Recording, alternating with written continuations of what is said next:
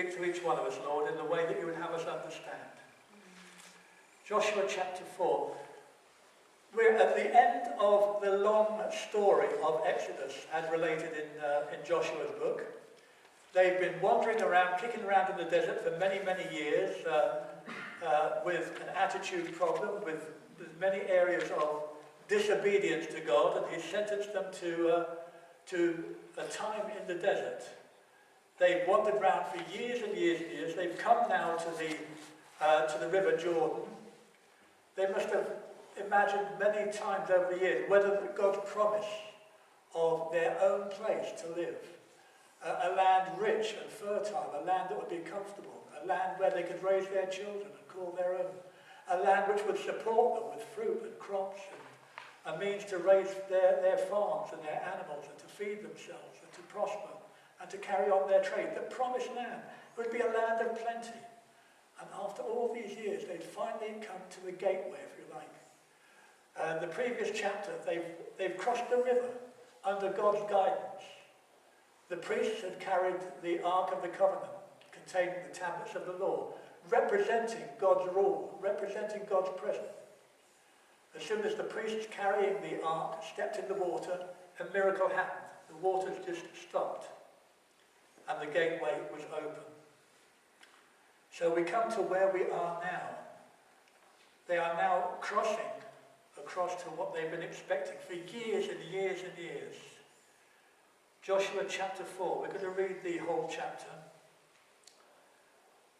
When the whole nation had finished crossing, the Lord said to Joshua, "Choose 12 men from among the people, one from each tribe, and tell them to take up 12 stones from the middle of the Jordan, from right where the priests are standing. Carry them over with you and put them down in the place where you stay tonight." So Joshua called together the 12 men he had appointed, one from each tribe, and said to them, "Go over before the ark of the Lord your God into the middle of the Jordan. Each of you is to take up a stone upon his shoulder, according to the number of the tribes of the Israelites, to serve as a sign among you. In the future, when your children ask you, 'What do these stones mean?' tell them that the flow of the Jordan was cut off before the Ark of the Covenant of the Lord. When it crossed the Jordan, the waters of the Jordan were cut off. These stones are to be a memorial to the people of Israel forever." So the Israelites did as Joshua commanded them. They took 12 stones from the middle of the Jordan, according to the number of tribes of the Israelites, as the Lord had told Joshua, and they carried them over with them to their camp, where they put them down. Joshua also set up 12 stones that had been in the middle of the Jordan, at the very spot where the priests who carried the Ark of the Covenant had stood, and they are there to this day. Now the priests who carried the Ark remained standing in the middle of the Jordan until everything that the Lord had commanded Joshua was done by the people, just as Moses had instructed them. The people hurried over, and as soon as all of them had crossed, the Ark of the Lord and the priests came to the other side while the people watched. The men of Reuben, Gad, and the half-tribe of Manasseh crossed over, ready for battle, in front of the Israelites, just as Moses had directed them. About 40,000, armed for battle, crossed over before the Lord to the plains of Jericho for war. That day the Lord exalted Joshua in the sight of all of Israel, and they stood in awe of him all the days of his life, just as they had stood in awe of Moses. Then the Lord said to Joshua, "Command the priests carrying the Ark of the Covenant law to come up out of the Jordan." So Joshua commanded the priests, "Come up out of the Jordan." And the priests came up out of the river, carrying the Ark of the Covenant of the Lord.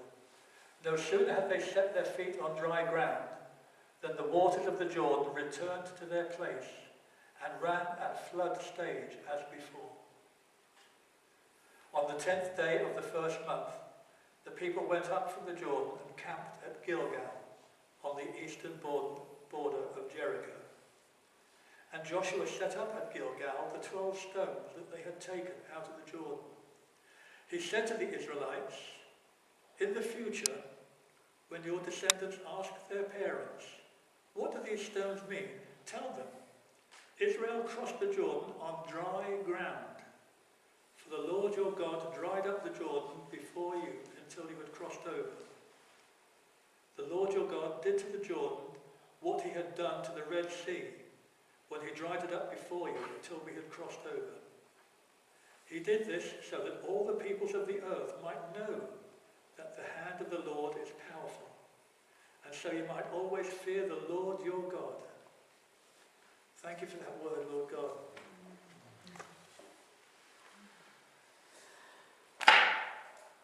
Now, over the past 4 or 5 weeks, we've been preaching about a fresh start. We've been saying week by week, leave the past behind you. You've got to move forward. Turn the page. The future is in front of you.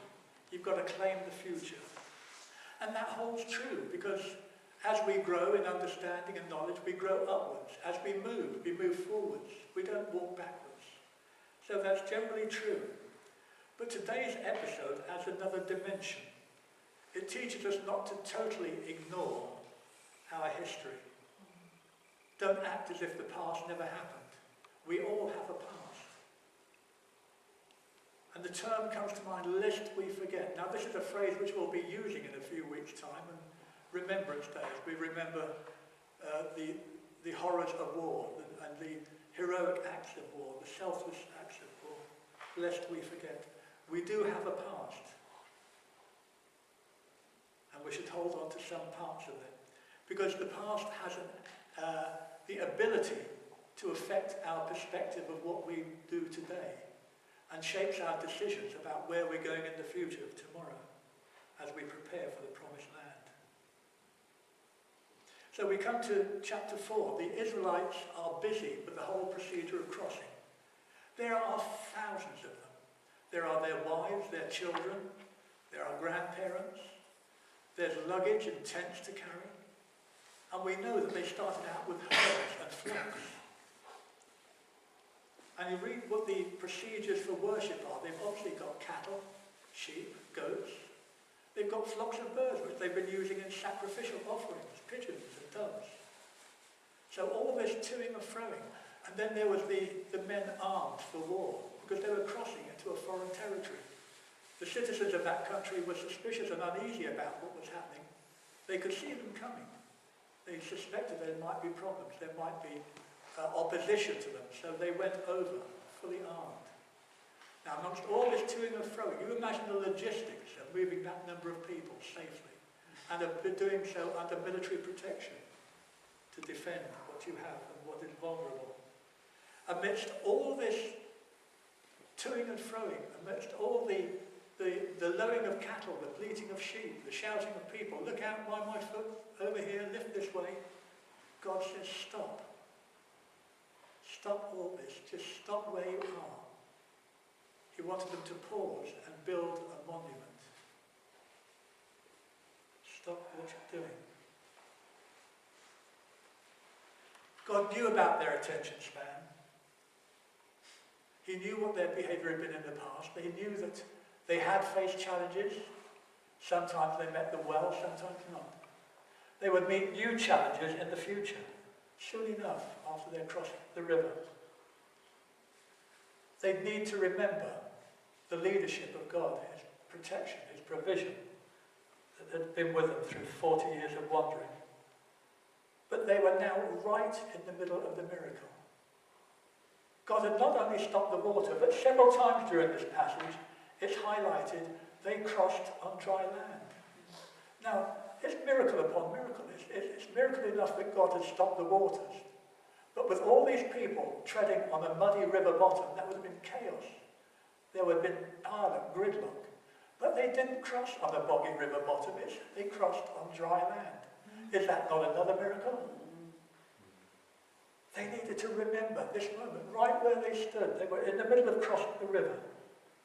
They must remember this moment. They were experiencing it, but what about tomorrow? What about when other things creep in and take over your memory?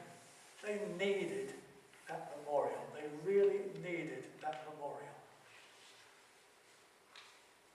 I just want to go back to a few verses from the beginning of that chapter, starting at verse 4. Joshua called together the chosen men, one from each tribe, and said to them, "Go over before the ark of the Lord your God into the middle of the Jordan. Each of you is to take up a stone on his shoulder, according to the number of the tribes of the Israelites, 12 tribes." Now here's the bit I want us to note. Verse 6. The reason for this, to pick up these stones, they are to serve as a sign among you. In the future, when your children ask you, "What's all this about?" Tell your children. God wanted a visual reminder, highly visual, of the mercy of his miracles, so that they remembered, not just for the day, but they would remember for years to come. They would remember personally because they were there. They would tell their children when they asked questions. They will tell their children's children throughout the generations. God was here. Look what God did. Remember the mighty deeds.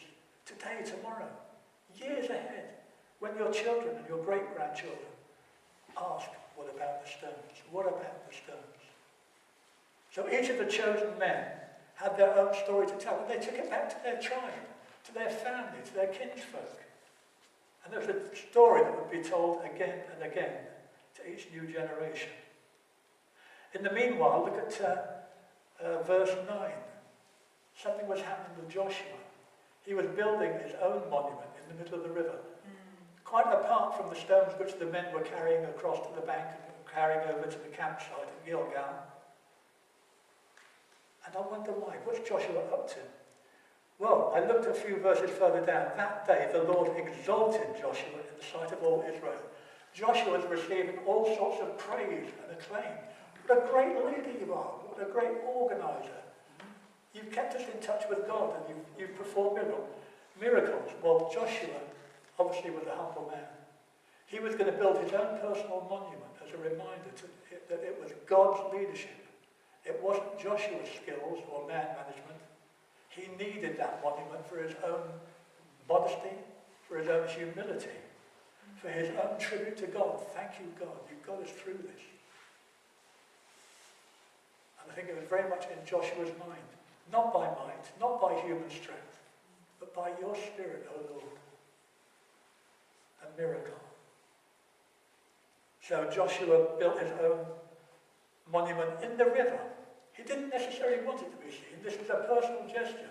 When the flood came back, the waters would cover his monument, but he built his monument right where the Ark of the Covenant was, where those staunch men were standing for most of the day as the thousands crossed by them, bearing up the weight of the Ark, so that God's power would be seen to be there at that moment, that day, that moment in time. So Joshua had his memorial, and the memorial that they carried the stones to their campsite. That was for the tribes at the time, for all the people who were there. But they must have been on a thoroughfare. There would be many people over the years, over the decades who would pass and would see that pile of stones that weren't there by accident. Stones don't arrange themselves into a monument. And they would know God was here. Not that the Israelites were there, but God was there, working a miracle. So many people would see that year after year after year. And it was testifying that God had driven back the waters. And there's an immediate link to a previous miracle where God parted the Red Sea under different circumstances, but a similar miracle. And there's immediate tie-in here, because remember, the generation that had seen the parting of the Jordan hadn't been there. This was a new generation. Their parents had seen the parting of the Red Sea, but there's a fresh reminder. At the beginning of their journey, the waters parted. And the generation was born. At the end of their journey, the waters parted. Miracle upon miracle. So it testified to God's faithfulness. In verse 19, there's a specific mention of the date. On the 10th day of the first month, the people went up from the Jordan. Now, if we look back in history, this was an anniversary, 40 years to the day. This was the same date as their journey began into the wilderness. And God had said for their argumentative natures, for their disobedience, for their sins, they would be sentenced to 40 years. And God was true to his word. They served their sentence, and on the same day that they started out, or their parents started out, their sentence ended. So God is faithful to his word. God is just. God is true. What God proclaims will happen, will happen. So this memorial was a testament to that. You must believe the veracity, the truth, the unyielding truth of God. And you must tell your families, tell your children all about the Red Sea, all about the Jordan, showing God's faithfulness yesterday, today and tomorrow. What a clear example of God's faithfulness, and one miracle pointing to another. It's not an isolated incident. Their journey into the wilderness began with a miracle, the parting of the Red Sea. It ended with a miracle, the parting of the Jordan. How many other miracles have they witnessed over 40 years of God's provision of food and protection and leadership and guidance on the right path? One miracle helps remind us of another. Well, that was them, that was the Israelites, but human nature doesn't change much, does it? We need our memory aids. We have lists, agendas, plans. Our minds are just full of stuff. I can see smiles on people's faces. You know it's true. Our town is full of memorials. We have our own cenotaph, our own war memorial, lest we forget. You walk around our town and you see dates on buildings of when these old buildings were first constructed. Our heritage trail is full of plaques, commemorative plaques, reminding us of people, places, events. We need memory aids. We need to remember the past. So what the Israelites were doing in collecting stones was important. And it was as necessary as part of their journey as anything else. Part of their journey into the future. Remembrance. And God draws our attention too, over the years, to markers, memorials that he's left along the way. Can I just remind you of the rainbow after the flood, of God's promise? He will never destroy the earth by flood again. There was the rainbow, there was this pile of rocks at Gilgal. There's the cross of Christ that we see hanging up here. What a memorial. God uses what is there to remind us. Communion. We'll be celebrating communion shortly. Another chance to remember God's greatness, what God has done. We have symbols of Easter, we have symbols of Christmas. Our lives are full of symbols, memorials. And the psalmist, Psalm 77, says, I will remember the Lord's works. Yes, I will remember your miracles of long ago. I will consider all your works, and I will meditate on all your mighty deeds. Joshua knew the tendency to forget God's goodness, his provision. And if we don't mark these events, we lose connection with the time, with the event, with its effects on us, with the way that it made us feel at the time. So Joshua, Moses before him, and the Israelites came across barriers to the promised land. God opened up those barriers. God made a way. And the consistency of the Bible, Jesus came to lead us to the promised land, to heaven. Joshua encountered his own Jordan. He overcame his own barrier and opened the way for us to the promised land. And he too had 12 chosen men, just like Joshua. Jesus had 12 disciples, and they too left a monument for us to point the way, the gospel. What a memorial, what a reminder of God's power. Thank God for his miracles, thank God for his monuments. So this is something which is consistent and important and relevant to us throughout history. What about us here today? Is there any area of our lives where we can just stop? We know we're all busy. We know we're all beleaguered by things to do. We have our own worries. But where can we just stop and stack a few stones to mark what God has done in our lives, to look what he's done in other people's lives? I encourage you to have your visual reminders of God, about his goodness, his mercy, his power, his love for you personally. The Old Testament Jews nailed reminders to their doorposts. They wore reminders on their arms. We might wear necklaces with a cross on. We might wear specific jewellery.